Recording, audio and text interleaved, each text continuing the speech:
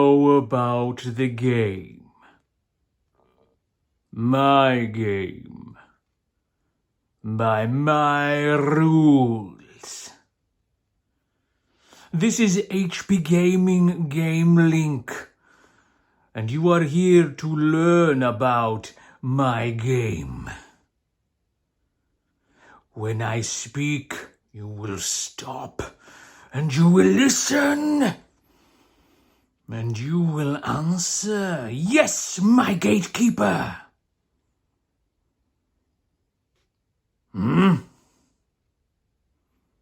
You there, watching on this device, answer me!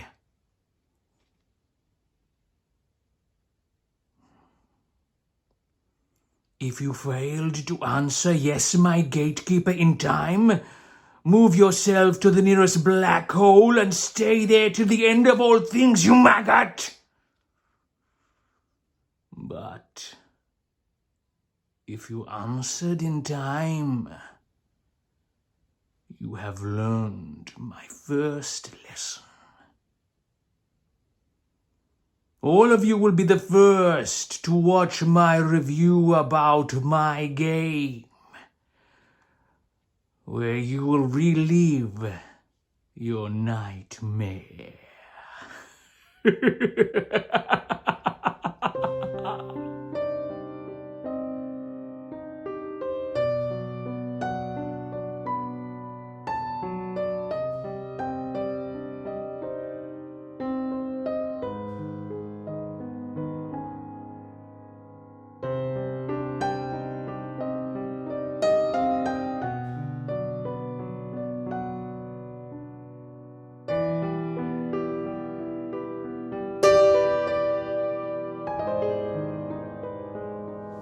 Hello folks, welcome back to another HP Gaming GameLINK video. My name is Matt, it is not the Gatekeeper, and my apologies for the jump scare, but it comes to a point because today we are doing our first ever retro review, and we are talking about a game that is very, very near and dear to my heart, and a season that is predominantly evil anyway, or at least a celebration of all things Spooktober.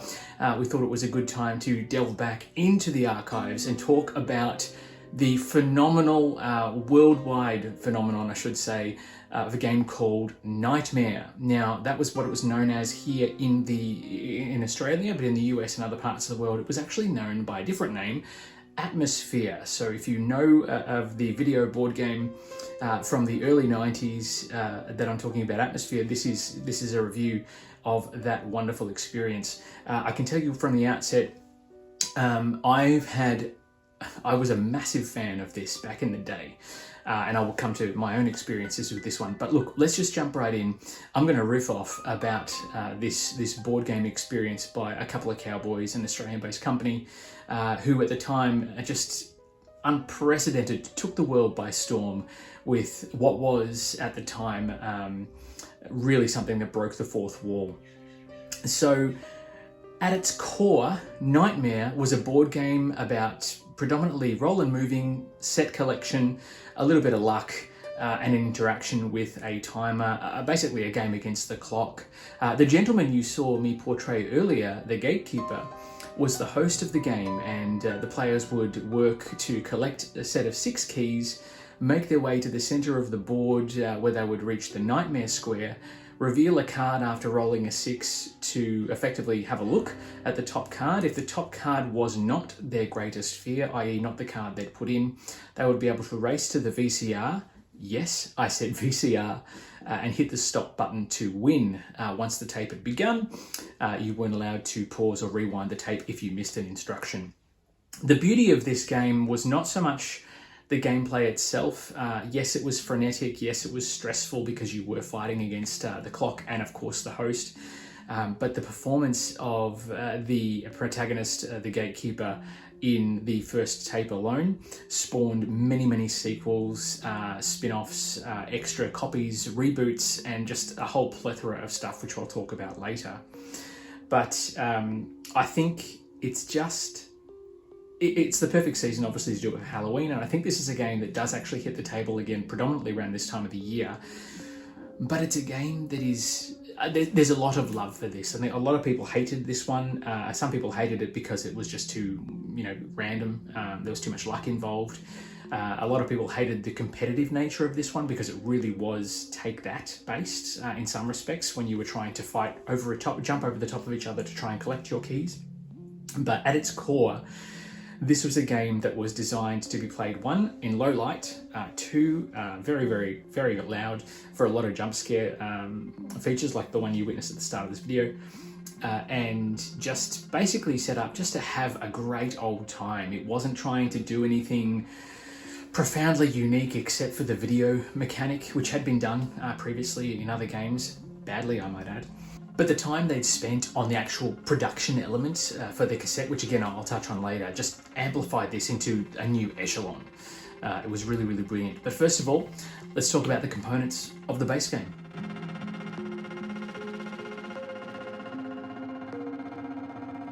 Okay, so overall the production on this game was pretty good.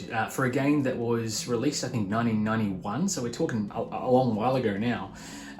This is a game that I think retailed for about $60, which at the time was quite expensive for a board game. Obviously they're paying for the videotape and everything else as well, but inside the coffin-shaped box, which was awesome by the way, there was a slew of components which were for its time quite high quality. I mean, we're not talking Warhammer miniatures quality here, but we are talking about a game that was produced for mass market, which allowed for quite a good set of quality components. And I think some of the components in the base game were actually better in terms of the time of the manufacture than some of the stuff we've seen in the later iterations of Atmosphere/Nightmare. So let's start. The plastic movers, they were very simple plastic sculpted pieces, molded I should say, and they were gravestones of all different shapes and sizes, which in itself fit the theme really, really well. And they were stained with different colours: purple, blue, black, white, grey, and red, I think, was the other one. They all had a different name on them as well, so that you knew the identity of the person whose gravestone you were moving around the board. And they had a little groove in them as well, where you could fit a little numbered tile, which allowed for a bit of randomization. At the start of the game, you were given a black cloth bag that was in the box with a nice little screen-printed silver logo of the game's name on it. You'd put all the tokens and all the tiles in, shuffle them around and randomly draw them out. So you'd have a different starting place potentially on the board depending on which character mover you chose. And the numbered tile as well, which were simply little tiny pieces of plastic with numbers printed on them, would slot in, and that would randomize. So you may draw the same character each time, but you wouldn't necessarily draw the same character in the same number combination, which allowed for a bit of random generation in terms of starting. The tiles themselves were a bit, whatever, take it or leave it. Unfortunately, one of the tiles we had wasn't machined enough to actually fit into the groove, so we had to file down the edges so you could slot it in. But I mean, other than that, it was pretty straightforward. The pieces were of a nice decent quality. The names on them were actually risen off of the pieces of plastic as well, which allowed for a bit of texture and tactile feel, which was nice. And they felt nice when you were picking them up and moving them around the board, rather than just like a classic pawn or something like that. So mad props for them, for Couple A Cowboys, for actually going that extra mile to manufacture those pieces. Even though they were somewhat generic, they fit the theme really well. There was a plastic disc, coin that you could flip, devil on one side and I think angel on the other, correct me if I'm wrong, or a tail or something, heads or tails. The devil coin was used when the gatekeeper would instruct you to flip a coin: heads you win, tails you lose, etc. And luckily, they manufactured it on white plastic, which proved to be very useful when you were going to really push the atmosphere, and I do mean fear, F-E-A-R, of the game, because in the dark, if you had the lights down, trying to find a black coin or a black die with white pips was very, very tricky. The coin was great in that respect. The die itself was okay. It was a black die with white pips to fit the theme. But during the later parts of the game, if it took you that long to try and win, when everything gets much more frantic and it was absolute chaos, people would be rolling the die and then just going for it with gusto. The die would fall off the table, go across the other side of the room, and you'd be scrambling to try and find the thing in the dark, which obviously ate up precious time. The gameplay, I think, was 60 minutes. on the tape. So spending those precious seconds looking for a die was not very good, because you just didn't want to be holding that die ready to roll when the gatekeeper came back on the screen, because it usually meant some terrible, nasty things that you would have to undertake. The staring contest comes to mind, but I'll talk about that a bit later. The cards and stuff, there were 3 decks. Chance, which I think the Chance deck got used in every other expansion. It was the only deck not to change. Chance cards, time cards, fate cards. Fate cards meant that when someone landed on your tombstone, you could do things to that player, steal keys from them, etc. Banish other players to the black hole, so on and so forth. The time cards were fantastic because you could draw a time card and it usually would have a digital readout on it. And if the time on the game clock had already passed or surpassed that time in the game, the card was not usable, so you had to obviously pop it back in the deck. But then you've got fate cards to watch, so you watch over your gravestone as people move around, so you could fate them.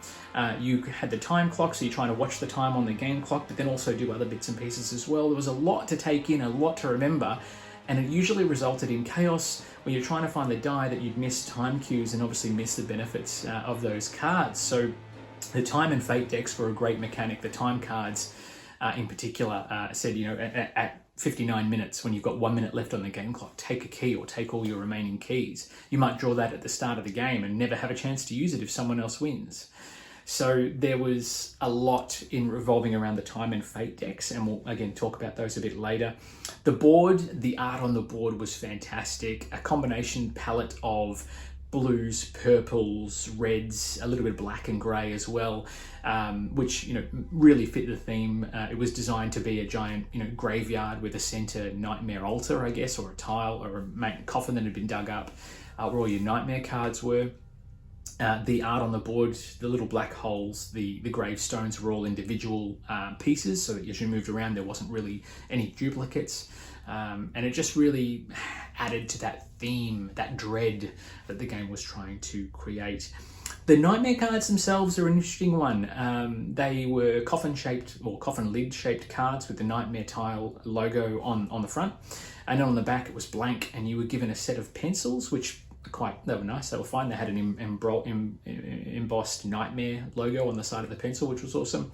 You would write your greatest fear, an honest fear. It couldn't just be, you know, fear of kissing so-and-so or whatever. It had to be spiders or whatever it was. And then you would place them face down, shuffle that deck, and then obviously whoever would make it to the nightmare tile first, if anybody, would be able to draw the top card. However, not everyone writes the same. So some people would be quite heavy-handed with the pencils, so trying to erase the details at the end of the game would make it very, very tricky. I can't remember which brother it was, but one of my brothers actually wrote on the cards with a permanent marker, which meant the card was useless unless that happened to be your fear. Luckily though, a Couple of Cowboys had thought about this and they actually gave you 10 cards when the game is played between 3 and 6 players, so having the extra cards meant that you had a few spares. Very good idea on their part. Particularly after, you know, if someone's erasing really, really, really vigorously, they could actually puncture through or rip off the actual surface of the card as well. So, you know, there was method in the madness there.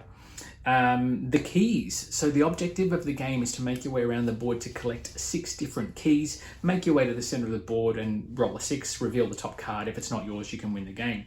The keys also allowed you to protect yourself from being banished to a black hole, prey on players that land on your gravestone on the board, you know, cause other bits and pieces as well.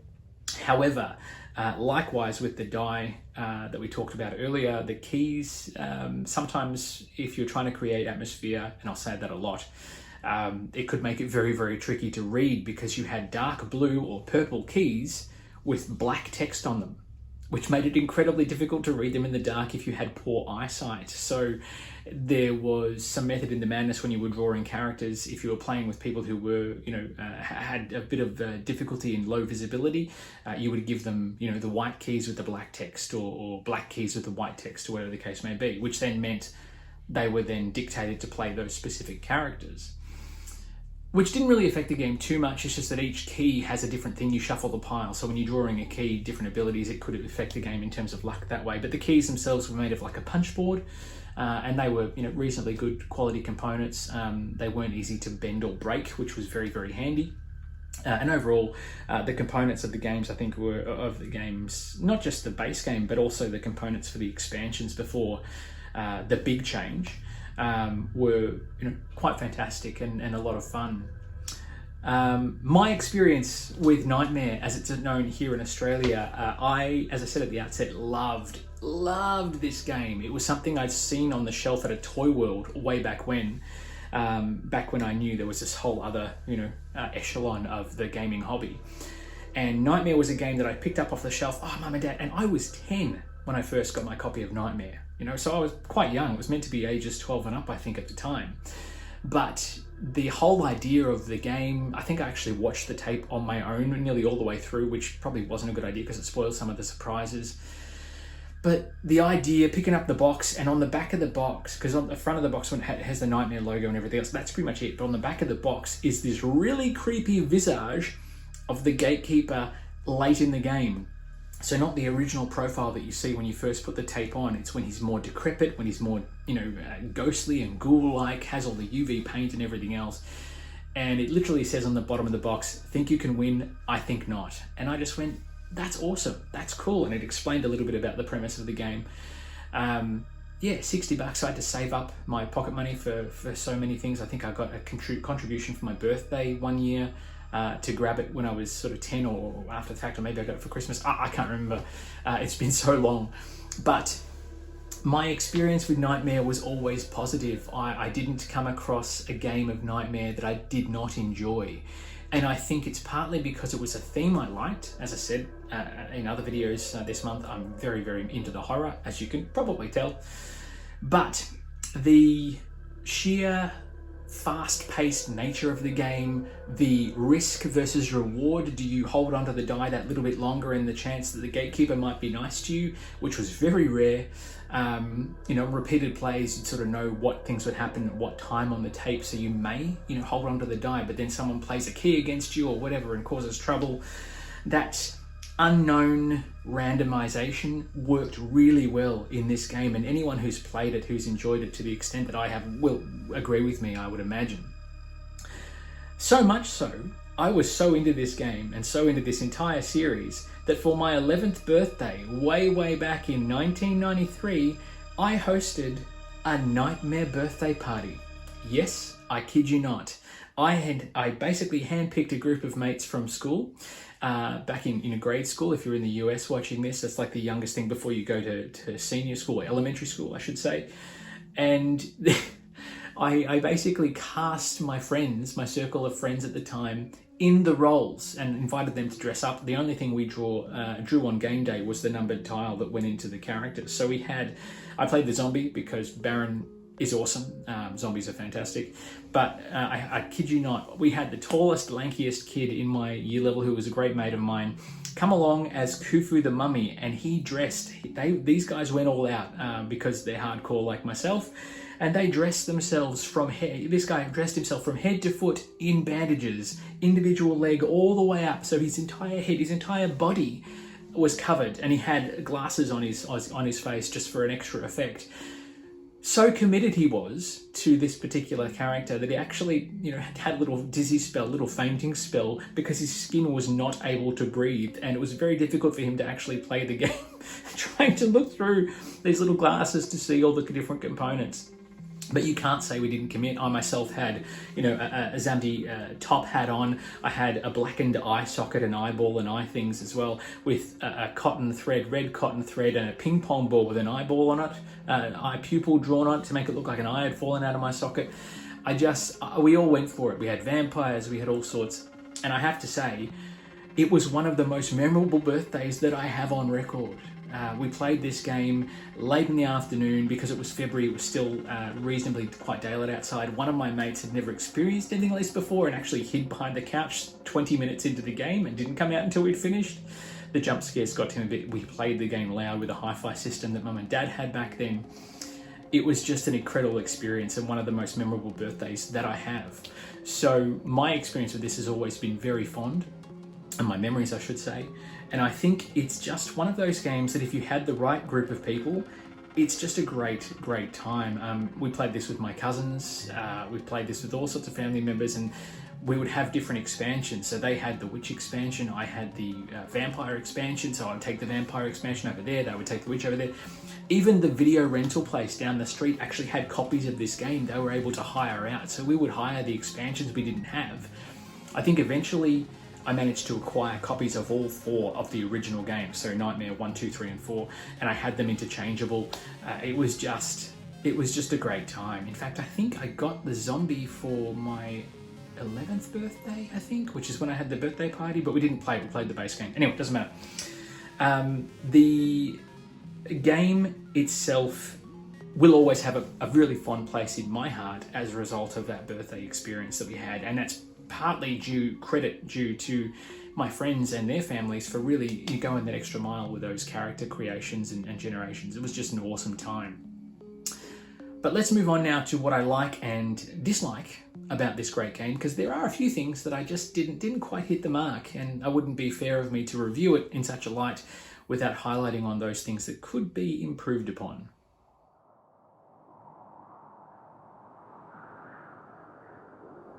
So what's there to like? Everything, basically. The theme is brilliant. I love it. The idea of, traveling to a place called the other side and taking on the role of these characters and trying to find your way through to beat the gatekeeper at his own game is just a lot of fun. And the jump scares and being encouraged by the cards to actually lean in close to the board and actually scare your opponents. And anyone who jumps or flinches has to give you one of their cards or give you some of their loot or return keys or be banished to the black hole, which, if you find the right key, doesn't affect you anymore anyway. But that whole theme, that whole idea of causing trouble with each other, take that action, but on a really fast-paced. Even though it was an hour-long game, it always felt so quick because the adrenaline was running rife and rampant throughout your bodies as you played this game.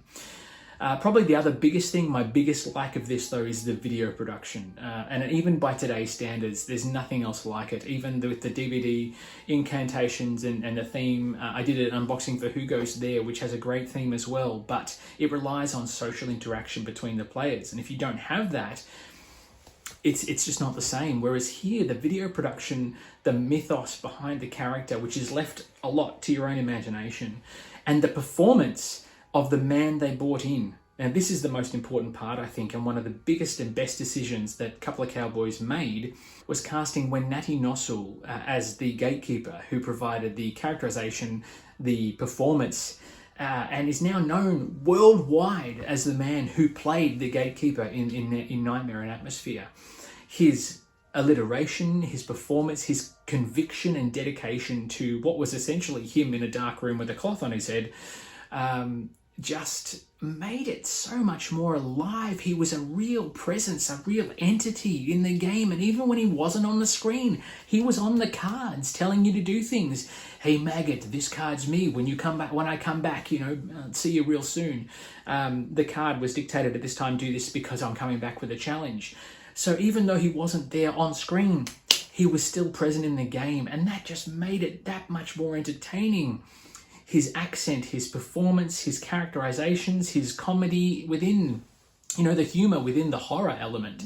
It's just brilliant. And that carried on when he played Samdi, Baron Samdi in the second tape as well. His performance, I think, made this game that much more spectacular. And even if you'd never played the game, even if you'd never had a Nightmare or Atmosphere experience, chances are, in terms of board games, you'll know who the gatekeeper is when we talk about the gatekeeper in terms of board gaming history. So I think that's a credit to, the boys for obviously putting Wenati in the role, but also Wenati as an actor, his performance was just impeccable. And I know, you're not going to win an Oscar for something like this, but at the same time, he didn't have to go all out the way he did. And I think as a result of that, the game had that cult following that it deserves, so rightfully deserves, as a credit to, that great man and his performance. I think in terms of dislikes, there's not a lot to hate about this game. There really isn't. It really is a unique and wonderful experience, which people have tried to replicate, including a Couple of Cowboys have tried to redo it since. And the original game, I think, or the original 4 are some of the best interactive board gaming experiences, even by today's standards with all the app technology that we have now. there's nothing still that's been able to replicate that original Nightmare experience. And I think that's why this game is going to stand the test of time, or has stood the test of time. I mean, we're in 2021 now, and we're talking about a game that was released 30 years ago. Crap, I'm old. If we played this game again, I'd definitely be deemed the old one. But if there was something I did dislike, and it was literally very simple, I mentioned it earlier, the color coding of the components when you're trying to bring the lights down and really get into the theme. The dye in being black, finding that in the dark is an absolute nightmare, pun intended. But I think that's the only other issue that I had with the base game. I will say this, that some of these component colors were addressed in later expansions to make things a little bit easier. But we'll talk about those when we talk about expansions moving forward. In fact, why not? Let's talk about the different expansions and my thoughts on the rest of this incredible franchise.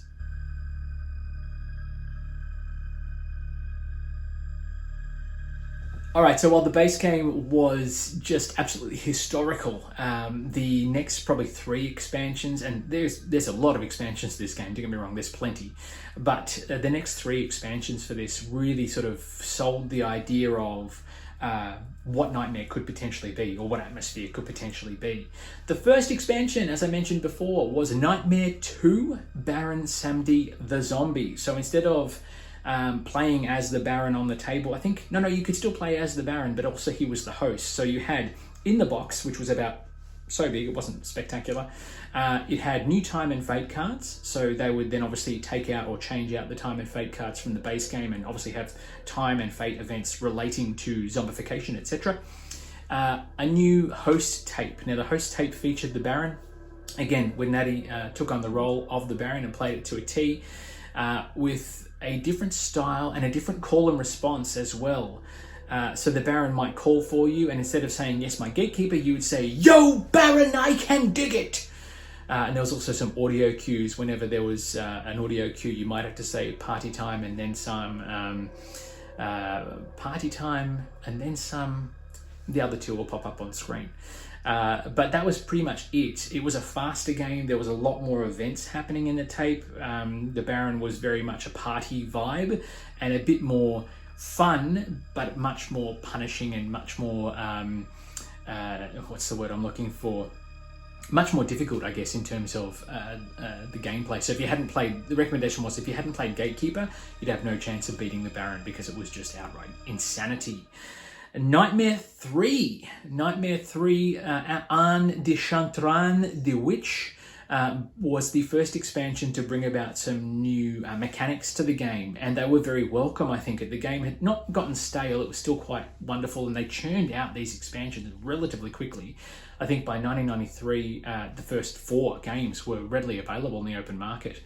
But Nightmare 3, The Witch, presented your first female host, which was a nice change. Obviously, as great as when Natty was, having a female host obviously, changed things up a little bit. There was also different time and fate cards once again, which related to witchcraft, etc. There were 2 dice to roll, and you would always have to roll the 2 die until you earned your 6th and final key. Then you could choose to roll 1 or 2 dice. Exception if you were the number 1 tile, then you could use just 1 die to try and roll your number before you had to play again, obviously, because if you roll 2, it's impossible. In addition, Anne had a new call and response. So instead of, I think she would say, what would she say? Something, I'm mea culpa, you would have to say mea culpa Anne, or I am culpable, as a response, because she was burned at the stake. As it turns out, she was innocent of the crimes, and it took her to cross over to the other side to become an evil witch. In addition to that, the time and fate cards also had witch's trade, so you could trade cards with other players, but also spell components. So if you ever gathered all the ingredients of a spell, you could really work some magic on the other players and cause trouble. It was a great expansion. The different core mechanic, instead of having a wolf, a moon in the corner, or a flatlining thing like there was in Samedi, there was candles that would burn brighter and brighter as the game went on, or they burned down, one or the other.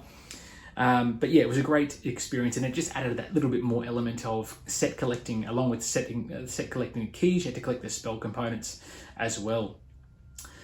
Nightmare 4, Elizabeth Bathory the Vampire. Now, I think of all the expansions, I love them all. Don't get me wrong, I love them all.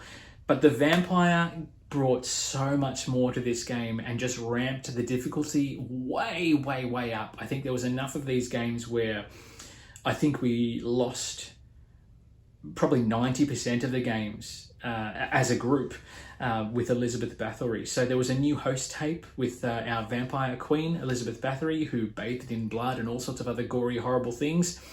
She apparently died at 65, or did she? This expansion added the new host tape where she would ask you to indulge me, at which your response would be, "Forever, my lady." And you really ramped up to the theme. I think it was the better expansion of the female hosts. You also had new time and fate cards, as the same with the other expansions. They were all relating to the theme of this particular expansion. In addition, there was a brand new deck of cards called the Black Rose deck as well, and they added a whole new element to the game. You would be told to pick pleasure or pain and then reveal a card. If what you'd picked was on the card, you could keep it and then use it towards your nefarious ends.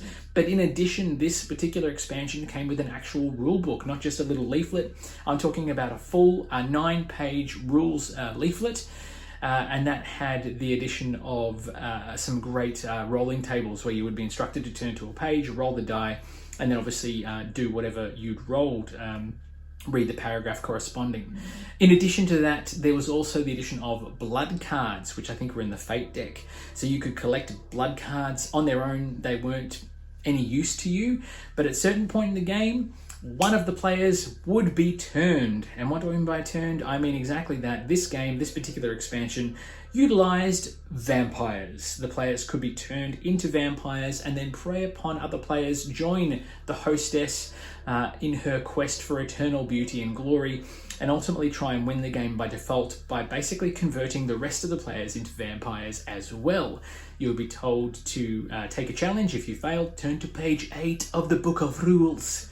And the Book of Rules would have a set of instructions on page 8 to help you change or make the transition into becoming a vampire, and then you would wait to prey on unsuspecting victims. However, some of the vampire blood cards, once you turned into a vampire, would give you special effects as a vampire or special abilities, preying on other players, causing trouble. One card in particular, which came up once or twice and you just didn't know who had it, gave that particular vampire ultimate power, and if they were defeated, you could kill the vampire and take him out of the game.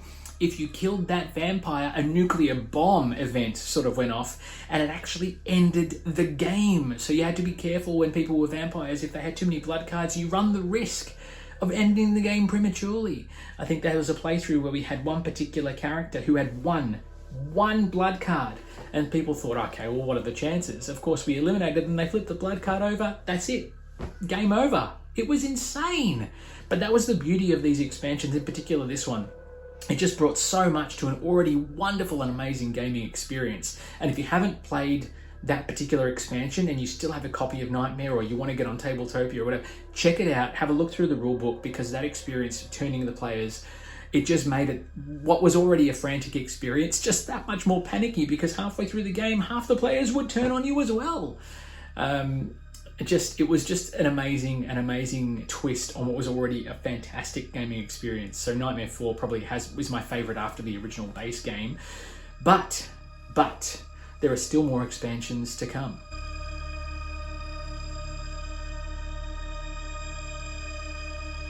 And this is where things took a bit of a different turn. A Couple of Cowboys decided to amalgamate the two different franchises. Well, they weren't different franchises, they were different titles.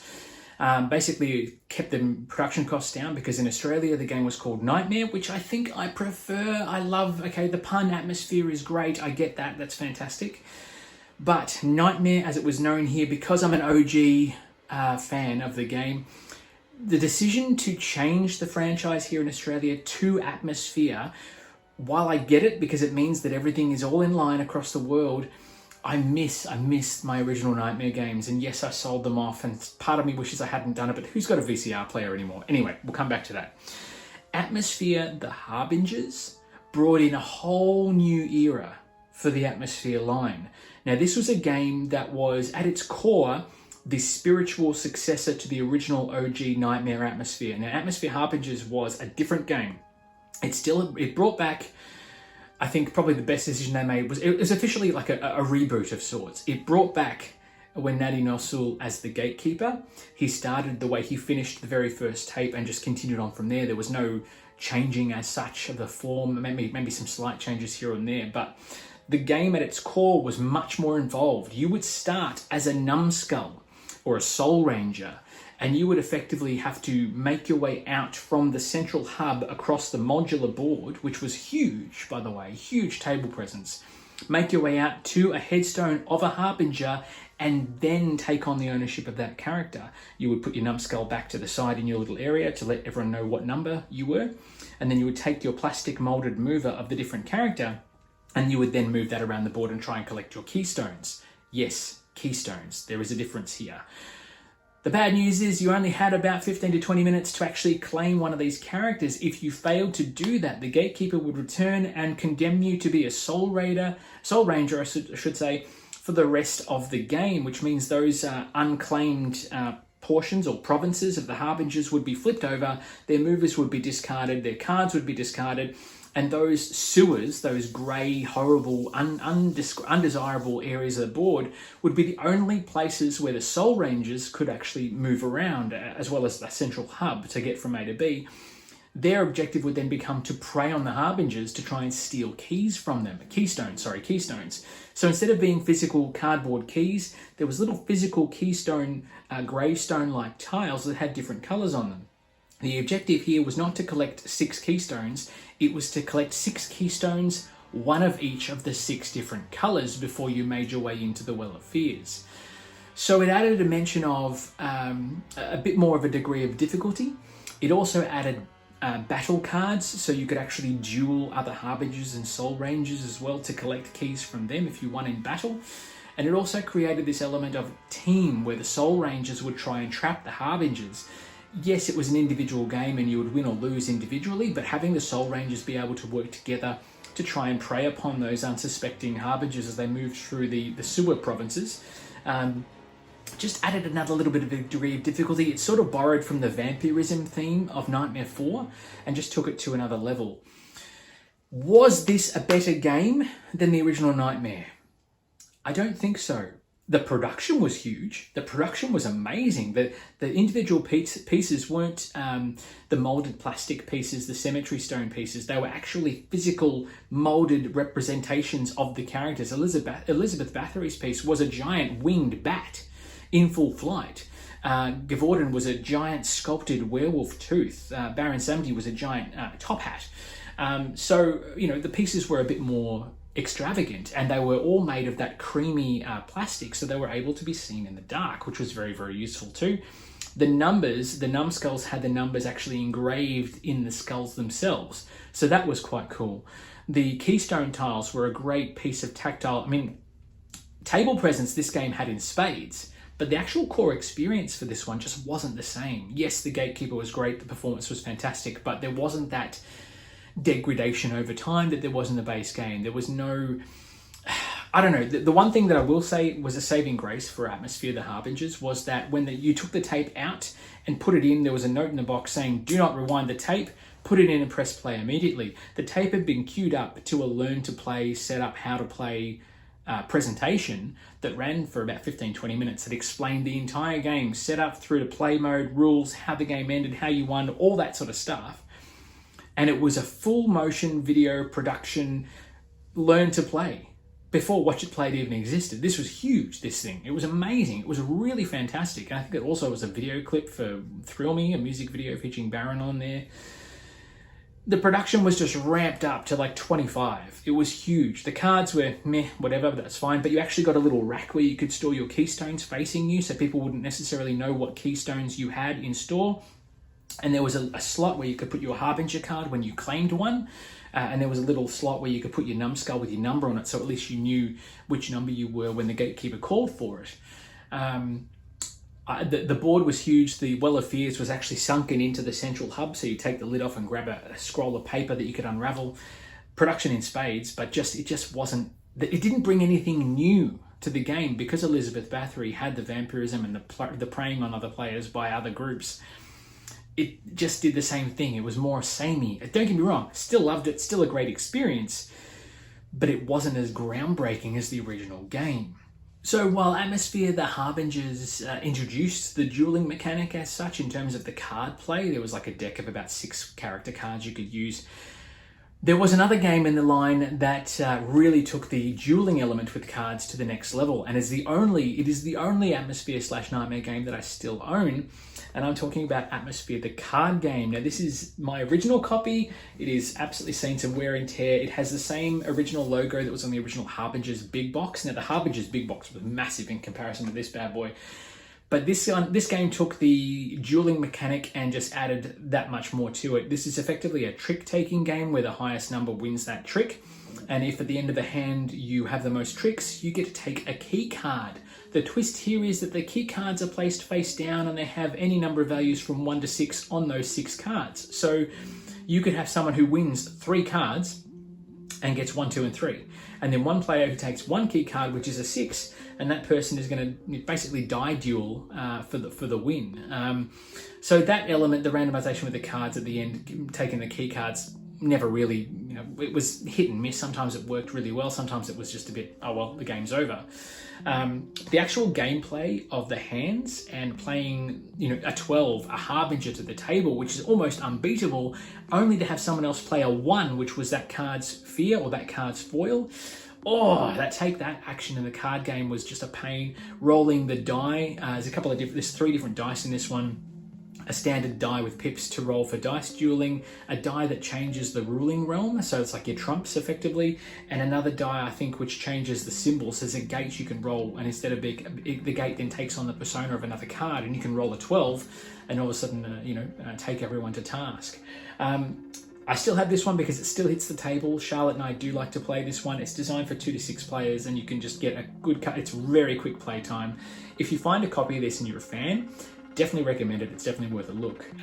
This one just adds that element. It's more based on the Harbingers, as I said, but at the same time, the artwork on the cards is great. There is a Gatekeeper card, which of course trumps all else. And the Gatekeeper card actually featured in a tie. So if for whatever reason there's a point where all the keys have been won, but people are tied for keys, they have what they call a quick draw, where one player who's not up in the running takes the deck, shuffles it, and deals card after card to the players that are still in the game. And whoever gets the Gatekeeper card face up is declared the winner. So it's a tiebreaker of sorts, I guess. After this one, there was Atmosphere, the Third Dimension. So the Third Dimension was a CD-ROM game from mid to late 90s. I think we're talking 95 at this point. Now I confess I got a copy of this one as well. I think I picked it up at a swap meet, dirt cheap, which I don't understand why, because it was a decent production for the time that it was. It had full motion video with the Gatekeeper on it, again, when Natty was involved. Whether they used stock footage from the other productions and just slapped it on the DVD or the CD-ROM, I don't know. But this game effectively allowed you to play the Harbingers game in a 3D rendered environment, which you could play solo. So you could have 1 to 6 players, hot seat mode. I think it had the ability for LAN play, not online play, because the internet wasn't really a thing back then. But this game on a CD-ROM, as you actually travel step by step, it had a first-person view as you're moving through the provinces, and that was fantastic. It also meant that when you jumped from one province to the next, or used a flight maneuver, you could actually get picked up off the board and see in first-person view you flying over the provinces to your new location. And each location was, obviously 3D rendered differently. So the werewolf has a blue motif, a lot of brambles, woods, that sort of stuff. The zombie was all about graveyards and coming out of the graves, and very green motif. The witch had an orange theme to match her character piece, and everything was like lava and pumpkins and all that sort of stuff. Elizabeth Bathory was just pools of blood everywhere. The mummy was like an Egyptian Vegas, effectively, on the Nile. It was really, really well done. Helen the Poltergeist, I think, was a sadistic little toy world that had toys that would come to life as you moved through the level. And you could always zoom out and see the map so you knew where you were going, which was fantastic. I think the insert of the CD ROM actually had the map layout, so you actually have it next to you while you played. Again, designed to be played loud, and you could set up the game for 30 minutes, 45 minutes, whatever the case may be, and set the number of keys you needed to collect, that sort of stuff. It was a lovingly crafted remake of the Harbingers board game. Look, it wasn't for everybody, but at the same time, as a fan, I loved it. I played it a lot. I installed it on about 4 different computers because every time we updated a computer, I think I installed it because I would always play it. Until I found a computer that I just couldn't, the operating system just got too good for the actual software, and it wasn't able to run anymore. After that, oh yes, so Atmosphere, when it was rebranded, I think in 2006 for DVD. Now, this is the thing. We're talking about a game that was rebranded for DVD in 2006 when Blu-rays had started to become a thing. So while they may have been a little late to the party, Atmosphere, the DVD game, allowed for randomization on an epic scale because the DVD had so many different chapter points and it would randomize different events. So when you played through, instead of having the same VCR tape run its course the exact same way, this happened with the CD-ROM game as well, the DVD meant that the experience would be randomized based on the number of players, based on who was playing, which characters you chose. The components and the movers in this one were a little bit more cartoony, which I wasn't a huge fan of, but it did allow for younger generations of gamers to experience, in some respects, that core mechanic of Atmosphere, i.e., the Gatekeeper. Do I feel that the Gatekeeper gave as great a performance as when Natty No-Tool? No, I do not. He tried desperately to try and get back on top, but it was very much over the top, very much cheesy in terms of its delivery, and it just wasn't the same game. It was a reboot, and it was effective enough for those of you that hadn't had that experience, but for those die-hard purists like myself, it just wasn't the same game. One thing I will say was we were back to keys with this one, little rubber plastic keys you had to collect, and the arm of the key was a different colour. Basically, you had to collect one of each of the 6 different colours, same as in Harbingers, but you had a key vault, a key rack. So you put the keys on, the keys would sit on the top, and then the colour of the key would be hidden. So when people were taking keys from you, they never knew what they were going to get until it was received. So that mechanic I liked. The randomization of the DVD was good to a point. It meant there was a lot of surprises in store when you played, and I don't even think we would have got through all the different components in the times we did play. There was a sequel to this one that involved or brought out the Mummy, because originally after Elizabeth Bathory, Nightmare 5 was going to be Khufu the Mummy, but it was never made because of dropping in sales numbers. However, Atmosphere, the DVD board game, allowed Khufu to come to light, and that is one that I am sad to say I have never played. There's only 2 games in the entire selection here that I haven't had the experience of, and that is one of them. The Khufu one was a bit more of a gambling element from what I understand. There was plastic trays on the board. It was a little bit different in terms of playstyle, structure and mechanics, but at its core it was the same game, and I believe it was the same actor from the Atmosphere 2006 version.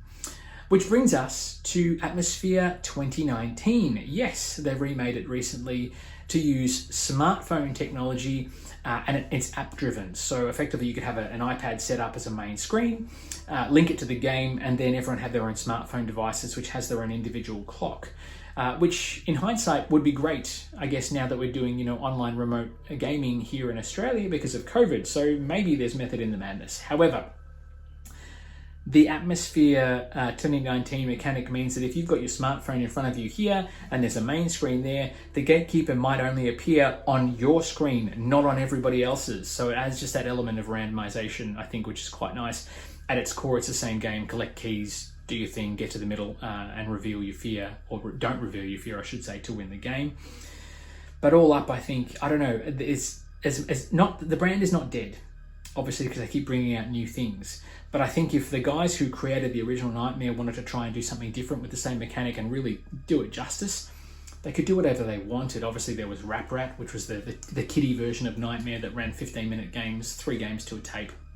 But I think Atmosphere 2019 is another one that I have yet to experience. I'd love to, but at the same time, it's just not... It's not the original Nightmare. Atmosphere the Harbingers was the closest to it, but the original Nightmare was just so good, especially with that Vampires add-on. Elizabeth Bathory Nightmare 4 was just amazing, amazing experience. And I have, as I said, my heart, they'll always have a place in my heart, those games, because they helped me develop my tastes and my desire to become a part of this hobby in much more of a light. So to sum up, if you get a chance, even by today's standards, if you get a chance to play Nightmare in the original format, Nightmare or Atmosphere, wherever you are in the world, the original format with the Gatekeeper or any one of those first 3 expansions, please do it, especially this time of year, especially with the lights down. Go try and find the die in the dark. You know, that's part of the experience where someone goes, oh my God, and rolls it when there's only 5 minutes left in the game and it throws it over the other side of the room. It's chaos. But I love that chaos. And games that invoke that chaos with different themes have always done well with me and my family. Nightmare, it's something that I will remember fondly for the rest of my days. And should anything come close to it, then I'm always going to be interested to play it just so I can share that experience with Charlotte as she grows older, as Blair grows older as well. It's just a game that, I don't know, there's something about it that I can't put my finger on, production elements, all that sort of stuff. It was just brilliant. An amazing game experience, one that I will treasure forever.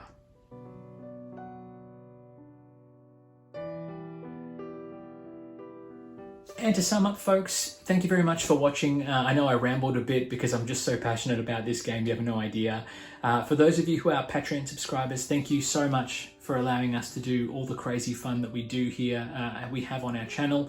Thank you for your support. You can always reach out if you want to watch more videos. There's plenty more on the channel you can watch now. Otherwise, you can hit us up on Facebook, Instagram, and on TikTok as well now too. And obviously we're around all the time. More D&D content is on its way. More horror content for Spooktober is on its way. Until then, folks, by all means, be safe, be social, play heaps more games, and we'll see you back at the table very, very soon.